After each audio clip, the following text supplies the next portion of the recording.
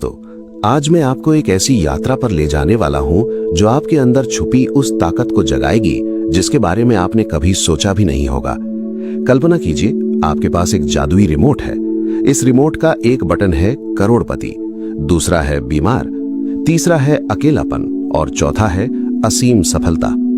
अब सवाल है, आप कौन सा बटन दबाते हैं? शायद आप कहेंगे, भाई सफलता वाला तो सब दबाएंगे। लेकिन यहां ट्विस्ट है, आप अनजाने में हर दिन वो बटन दबा रहे हैं, लेकिन गलत वाला, क्योंकि आपका अवचेतन मन उसी बटन को दबाता है जो विचार आप उसे देते हैं। और आज हम बात करेंगे दुनिया की सबसे ज्यादा बिकने वाली साइकोलॉजी बुक्स में से एक, the power of your subconscious mind की। लेखक हैं डॉक्टर जोसेफ मर्फी, एक मनोवैज्ञानिक जिन्होंने 50 सालों तक मानव मन पर रिसर्च की। ये किताब आपको बताती है कि आपके सोचने का तरीका ही आपकी किस्मत है। तो चलिए बिना समय बर्बाद किए सबसे पहली और सबसे बुनियादी बात से शुरू करते हैं, आपका दिमाग आखिर कैसे काम करता है। दोस्तों, डॉक्टर मर्फी ने इस किताब की शुरुआत एक बेहद सरल लेकिन गहरी उपमा से की है। आपका पूरा जीवन एक खूबसूरत बगीचा है। इस बगीचे में दो चीजें हैं, एक है माली और दूसरी है मिट्टी। आपका चेतन मन यानी जागृत अवस्था में सोचने वाला दिमाग ये माली है। ये तय करता है कि उसे कौन से बीज खरीदने हैं, अच्छे फूलों के बीज या फिर जहरीले कांटों के। यानी आप जो विचार सोचते हैं वो बीज हैं। आपका अवचेतन मन इस बगीचे की उपजाऊ मिट्टी है। अब इस मिट्टी को देखिए, इसमें कोई भेदभाव नहीं है। अगर माली गुलाब का बीज डाले तो मिट्टी गुलाब उगाती है, अगर माली जहर का बीज डाले तो मिट्टी बिना किसी सवाल जवाब के जहर ही उगाती है। डॉक्टर मर्फी की सबसे बड़ी खोज यही है। अवचेतन मन तर्क नहीं करता, वो सिर्फ आज्ञा मानता है। उसे अच्छे बुरे में कोई फर्क नहीं पड़ता। जरा सोचिए, अगर आप सुबह उठकर शीशे में देखकर कहते हैं मैं असफल हूं, मुझसे नहीं होगा, तो आपका अवचेतन ये नहीं सोचता कि नहीं ये झूठ बोल रहा है। वो सीधा आदेश लेता है और आपके जीवन में असफलता के हालात बनाना शुरू कर देता है। और अगर आप कहते हैं मैं प्रतिभाशाली हूं, मेरे पास हर समस्या का समाधान है, तो वो उसी के अनुसार बुद्धि, मौके और सही लोगों को आपकी तरफ खींच लाता है। एक और बड़ा रहस्य, आपका चेतन मन जितना शांत होता है, आपका अवचेतन मन उतना ही शक्तिशाली हो जाता है। जब आप गहरी नींद में होते हैं या ध्यान की अवस्था में होते हैं, तो आपका चेतन मन रुक जाता है। उस वक्त अगर आप अवचेतन में कोई भी विचार डालें तो वो हीरे की तरह जम जाता है और उसे बदलना मुश्किल हो जाता है। यही कारण है कि डॉक्टर मर्फी कहते हैं, सोने से ठीक पहले का समय और सुबह उठते ही का समय आपके अवचेतन को प्रोग्राम करने का सबसे अनमोल क्षण है। तो अब तक आप समझ गए होंगे कि ये मिट्टी बहुत शक्तिशाली है। अब सवाल है, इस मिट्टी में हमें कौन से बीज डालने हैं? चलिए जानते हैं किताब के पहले और सबसे बड़े बीज के बारे में, विश्वास यानी फेथ के बारे में। दोस्तों, डॉक्टर मर्फी कहते हैं कि विश्वास आपके अवचेतन को सक्रिय करने वाला सबसे तीव्र ईंधन है। लेकिन विश्वास का मतलब किसी मंदिर मस्जिद में जाकर आंखें बंद करने भर से नहीं है। विश्वास का मतलब है आपके मन में उस चीज की पूर्ण स्वीकृति जो अभी दिखाई नहीं दे रही। इस किताब में एक हृदय विदारक और प्रेरणादायक केस स्टडी है। एक महिला थी, नाम था मैरी। उसे ब्रेन ट्यूमर था। डॉक्टरों ने उसे बता दिया, अब आपके पास बस 60 दिन है। मैरी घर आई, वो रोई, उसने चिल्लाई, लेकिन फिर उसने सोचा मरना तो है ही, अब क्यों ना अपने दिमाग की ताकत को आजमाऊं। उसने डॉक्टर मर्फी की किताब पढ़ी और एक फैसला किया। हर रात बिस्तर पर लेटते ही वो अपनी आंखें बंद करती और कल्पना करती कि उसके सिर का ऑपरेशन हो चुका है और डॉक्टर उसे बता रहे हैं कि आप पूरी तरह स्वस्थ हैं। उसने उस आवाज को, उस खुशी को, उस राहत को पूरे मन से महसूस किया। उसने अपने अंदर कभी ये नहीं सोचा कि कैसे होगा। उसने बस विश्वास किया कि अवचेतन मन उसके शरीर की हर कोशिका को ठीक करने की ताकत रखता है। और हैरानी की बात, 60 दिन बाद जब वो दोबारा अस्पताल गई तो ट्यूमर गायब था। डॉक्टर हैरान रह गए। ये चमत्कार नहीं है, ये प्लेसिबो इफेक्ट से भी ज्यादा शक्तिशाली अवचेतन मन की हीलिंग पावर है। यहां एक चेतावनी भी दी गई है। बहुत से लोग अफर्मेशन तो करते हैं, लेकिन उनके दिल में संदेह बैठा रहता है। वो कहते हैं मैं अमीर हूं, लेकिन अंदर ही अंदर सोचते हैं मेरी तो तनख्वाह भी नहीं बढ़ी। डॉक्टर मर्फी कहते हैं अगर आपके मन में संदेह है तो वो संदेह ही आपके अवचेतन का बीज बन जाता है। विश्वास और संदेह एक साथ नहीं रह सकते, जैसे रोशनी और अंधेरा एक साथ नहीं रह सकते। तो पहला काम ये करें, आज से अपनी हर बात के अंत में ये जोड़ें, मुझे पूरा विश्वास है कि ऐसा होगा। अब दूसरा बीज जो किताब में बहुत ही विस्तार से समझाया गया है, विजुअलाइजेशन या मानसिक चित्रण यानी मेंटल इमेजरी। डॉक्टर मर्फी कहते हैं कि आपका अवचेतन मन शब्दों की तुलना में तस्वीरों और भावनाओं को 1000 गुना तेजी से पकड़ता है। यह आपके अंदर का एक सिनेमा हॉल है। यहां आप डायरेक्टर, प्रोड्यूसर और हीरो तीनों हैं। मान लीजिए आपको स्पोकन इंग्लिश सीखनी है। आप रोज किताबें रटते हैं, लेकिन अगर आप रात में सोने से पहले 5 मिनट के लिए आंखें बंद करके ये दृश्य चलाएं कि आप एक बड़े हॉल में बैठे हैं, सैकड़ों लोग आपकी तरफ देख रहे हैं और आप बिल्कुल धारा प्रवाह अंग्रेजी में बोल रहे हैं, सब लोग तालियां बजा रहे हैं, तो क्या होगा? अगली सुबह जब आप अंग्रेजी की किताब खोलेंगे तो आपका अवचेतन पहले ही उस दृश्य को रियल मान चुका होगा। आपकी जीभ हल्की हो जाएगी, आपका आत्मविश्वास बढ़ जाएगा। लेकिन यहाँ सबसे जरूरी नियम है भावना यानी फीलिंग। अगर आप करोड़पति बनने की कल्पना करते हैं लेकिन आपके दिल में डर है या आप उदास हैं, तो वो कल्पना बेकार है। आपको उस पल को जीना होगा। जैसे अगर आपको नई कार चाहिए तो सोने से पहले बैठ जाएं और महसूस करें कि आप उस कार के स्टीयरिंग व्हील को छू रहे हैं, उसकी चमड़े की सीट की गंध लें, इंजन की आवाज सुने। जब आप अपनी कल्पना में इन 5 इंद्रियों को शामिल कर लेते हैं तो अवचेतन उसे वास्तविक घटना मान लेता है। डॉक्टर मर्फी का बहुत प्रसिद्ध वाक्य है, आपकी कल्पना ही आपका भविष्य है। जो आप देख सकते हैं वही आप पा सकते हैं। इसलिए हर सुबह उठकर 2 मिनट निकालिए और अपने बेस्ट वर्जन का दृश्य देखिए। तीसरा और शायद सबसे ज्यादा इस्तेमाल होने वाला तरीका है पुष्टिकरण यानी एफर्मेशंस। लेकिन दोस्तों 90% लोग एफर्मेशन गलत करते हैं, इसलिए उन्हें रिजल्ट नहीं मिलता। डॉक्टर मर्फी ने इसमें बहुत गहराई से गणित समझाया है। गलती नंबर 1, भविष्य में बात करना। लोग कहते हैं मैं अमीर बनूंगा, मुझे नौकरी मिलेगी, मैं ठीक हो जाऊंगा। अब चेतन मन को भविष्य समझ नहीं आता, वो बस वर्तमान यानी प्रेजेंट में रहता है। आपको वैसे बोलना होगा जैसे वो पहले ही हो चुका है। कहें मैं आर्थिक रूप से स्वतंत्र हूं, मेरे पास एक शानदार करियर है, मैं पूर्ण स्वास्थ्य का आनंद ले रहा हूं। गलती नंबर 2, नकारात्मक शब्दों का इस्तेमाल। लोग कहते हैं मैं बीमार नहीं हूं, मैं गरीब नहीं हूं। अब चेतन मन नहीं शब्द को समझता ही नहीं है, वो नहीं को हटा देता है और सिर्फ बीमार या गरीब शब्द पकड़ता है। जैसे अगर मैं कहूं हाथी पर मत सोचिए, तो आप तुरंत हाथी की तस्वीर देखते हैं, है ना? तो बोलिए मैं पूर्ण स्वस्थ हूं, मैं समृद्धि से भरा हूं। सही तरीका क्या है? डॉक्टर मर्फी कहते हैं एफर्मेशन को इमोशनल बनाएं। जैसे आप सुबह दर्पण में देखकर कहें आज मेरा दिन शानदार है, मुझे अद्भुत अवसर मिल रहे हैं। इसे 10 बार दोहराएं, लेकिन हर बार ऐसे कहें जैसे आपको पूरा विश्वास हो। डॉक्टर मर्फी ने एक एक्सपेरिमेंट किया। एक ग्रुप ने रोज मैं शांत हूं 20 बार कहा और दूसरे ग्रुप ने बिना कुछ कहे। 30 दिन बाद पहले ग्रुप का ब्लड प्रेशर सामान्य हो गया, क्योंकि उनके शरीर ने उनके मुंह की बात मान ली। तो आज से एफर्मेशन बोलिए, लेकिन पूरे दिल से बोलिए, रटने की तरह नहीं। दोस्तों, अब हम इस किताब की सबसे कम चर्चित लेकिन सबसे शक्तिशाली तकनीक पर आते हैं। किताब का एक पूरा अध्याय इस बात पर है, सोते समय अपने अवचेतन को कैसे प्रोग्राम करें। डॉक्टर मर्फी कहते हैं सोना मृत्यु का भाई है, लेकिन ये अवचेतन की सबसे बड़ी खिड़की भी है।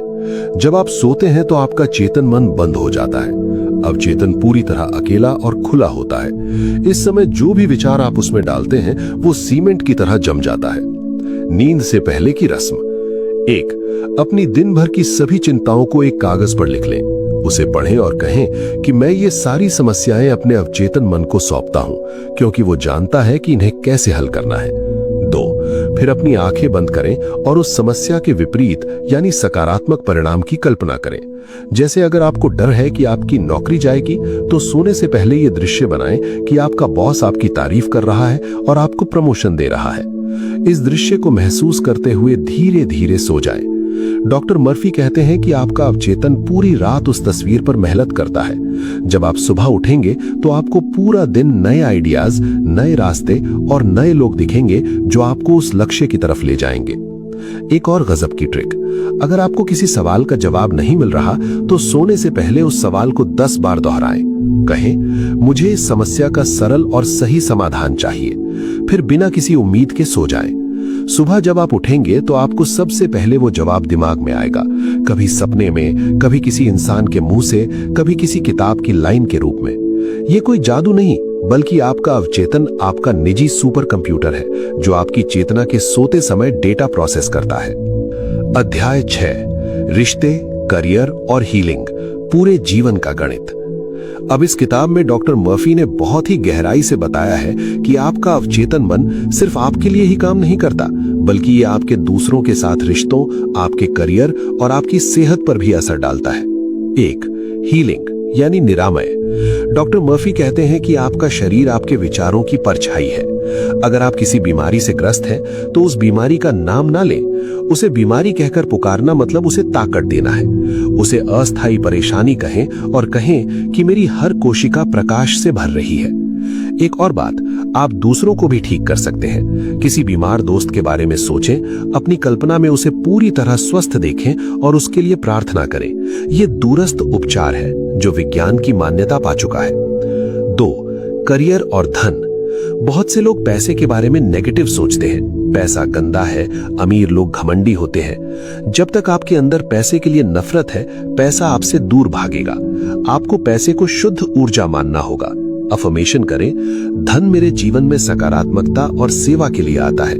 मैं पैसे का सही उपयोग करता हूं। डॉक्टर मर्फी ने एक व्यापारी का उदाहरण दिया जो दिवालिया हो रहा था।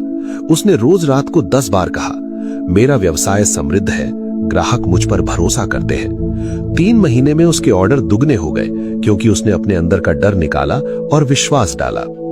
3, रिश्ते। अगर आपको लगता है कि दुनिया में कोई ईमानदार नहीं है, तो आपका अवचेतन आपको बेवफा लोगों से ही मिलाएगा। आपको पहले खुद को बदलना होगा। सोचें, मैं दूसरों में अच्छाई देखता हूं, सभी मुझसे प्यार करते हैं। जब आप दूसरों के लिए अच्छा सोचेंगे, तो आपका अवचेतन दूसरों के अवचेतन को संकेत भेजेगा और वो आपके प्रति अच्छा व्यवहार करने लगेंगे। ये दर्पण सिद्धांत है, जो आप दूसरों को देते हैं वही आपको वापस मिलता है। अब बात करते हैं सबसे बड़े दुश्मन की, डर और चिंता की। डॉक्टर मर्फी कहते हैं, डर एक झूठा भगवान है जो आपके अवचेतन को जंजीरों में बांध देता है। जब आप डरते हैं तो आपके अंदर एक नकारात्मक तस्वीर बनती है, जैसे मुझे आग लग जाएगी या मेरी गाड़ी खराब हो जाएगी, और जैसी तस्वीर वैसा ही परिणाम। डर का इलाज क्या है? डॉक्टर मर्फी ने बहुत आसान फॉर्मूला दिया है, मेंटल सब्स्टिट्यूशन यानी मानसिक बदली। जैसे ही आपके मन में कोई डरावना विचार आए, तुरंत उसकी जगह एक सकारात्मक और मजबूत विचार लगा दें। जैसे अगर आपको लगे कि मैं फेल हो जाऊंगा, तो उसी पल रुकें और कहें, रुको, मैं सफल हूं, मेरी तैयारी पूरी है। डर को अनदेखा न करें, उसे बदलें। पुरानी आदतों को कैसे तोड़ें? किताब कहती है, आदतें अवचेतन में जमा पुराने रिकॉर्ड हैं। उन्हें मिटाने के लिए आपको ओवरराइड करना होगा।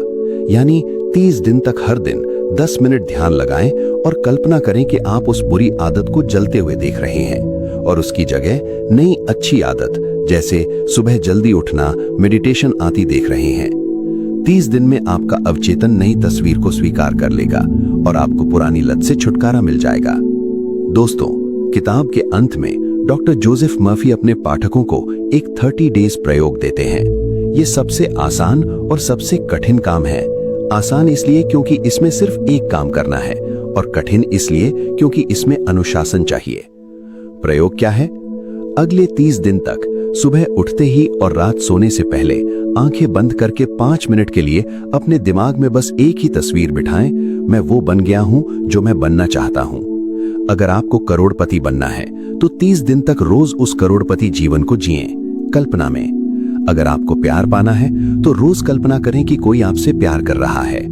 और सबसे जरूरी, दिन में एक बार भी नकारात्मक विचार ना आने दें। अगर कोई नेगेटिव विचार आए तो डॉक्टर मर्फी कहते हैं, उसे एक पटाखे की तरह फोड़ दें और तुरंत पॉजिटिव विचार डालें। डॉक्टर मर्फी लिखते हैं, मैंने हजारों लोगों को यह प्रयोग करते देखा है। जिन्होंने 30 दिन पूरे किए, उनमें से 99% की जिंदगी पलट गई। क्योंकि अवचेतन मन को किसी चीज में जमने में 30 दिन लगते हैं। जैसे कोई नई साइकिल सीखने में 30 दिन लगते हैं, वैसे ही नई सोच अपनाने में भी 30 दिन। तो आज से शुरू करें, कल का इंतजार न करें, क्योंकि अवचेतन कल में विश्वास नहीं करता, वो तो बस अभी में जीता है। अध्याय 9, दूसरों की मदद करना और विधान, द लॉ ऑफ गिविंग। इस किताब की सबसे सुंदर बात है, जो आप दोगे वही पाओगे। Law of reciprocity. Doctor Murphy कहते हैं, अगर आप लगातार ये सोचते हैं कि मुझे क्या मिलेगा, तो आपका अवचेतन सिकुड़ जाता है। लेकिन अगर आप सोचते हैं मैं दूसरों की कैसे मदद करूं, मैं दुनिया को क्या दे सकता हूं, तो आपका अवचेतन खुल जाता है और ब्रह्मांड आपके पास अनगिनत संसाधन भेजता है। एक छोटी कहानी। एक गरीब विधवा थी। उसके पास सिर्फ 2 रोटियां थी। एक रोटी उसने खाई और दूसरी रोटी वो एक भूखे कुत्ते को दे आई। रात को उसने सोचा, मैं तो कंगाल हूं, फिर भी मैंने बांटा। उसके अवचेतन ने उस उदारता की तस्वीर को स्टोर कर लिया। अगले दिन उसे किसी अजनबी से एक बड़ा पार्सल मिला, जिसमें उसकी पूरी जिंदगी के लिए काफी पैसे और कपड़े थे। ये जादू नहीं है, ये कारण और प्रभाव का नियम है। जब आप देंगे तो आपका अवचेतन ये मान लेगा कि मेरे पास बहुत कुछ है, और फिर वो हालात बनाएगा कि आपके पास वाकई में बहुत कुछ आए। तो आज से दूसरों की तारीफ करें, उनके लिए अच्छा सोचें, उनकी मदद करें। आपका अवचेतन इसे नोट करेगा। तो दोस्तों, the power of your subconscious mind हमें सिखाती है कि हम अपनी सोच के मालिक हैं, हालात के गुलाम नहीं। आपके अंदर वो शक्ति है जो एक बीमार शरीर को ठीक कर सकती है, एक टूटे हुए रिश्ते को जोड़ सकती है और एक खाली बैंक बैलेंस को भर सकती है। बस शर्त है, आप विश्वास करें, आप कल्पना करें और आप अपने विचारों पर नियंत्रण रखें। डॉक्टर मर्फी का वो अंतिम वाक्य जो मैं चाहता हूं कि आप आज रात सोने से पहले 10 बार दोहराएं। मेरा अवचेतन मन मेरी सभी समस्याओं को जानता है और उनका समाधान जानता है। वो अभी मेरे लिए सही रास्ता बना रहा है। मैं पूरी तरह शांत और सुरक्षित हूं। तो दोस्तों, ये किताब सिर्फ पढ़ने या सुनने के लिए नहीं है दोस्तों, ये जीने के लिए है। आज से आप जो भी करें, अपने साथ ये सोचकर करें कि क्या ये विचार मेरे अवचेतन को मजबूत कर रहा है या कमजोर। आप जो आज सोचेंगे वही कल आपका भविष्य बनेगा। अगर आपको ये गहन यात्रा पसंद आई हो तो इसे अपने उन दोस्तों के साथ शेयर करें जो अपनी जिंदगी में बदलाव लाना चाहते हैं। और हाँ, इस वीडियो को सेव कर लें ताकि जब भी आपका मन डगमगाए, आप इस गहराई को दोबारा महसूस कर सकें। मैं आपको अवचेतन मन की अपार शक्ति के साथ छोड़ता हूँ।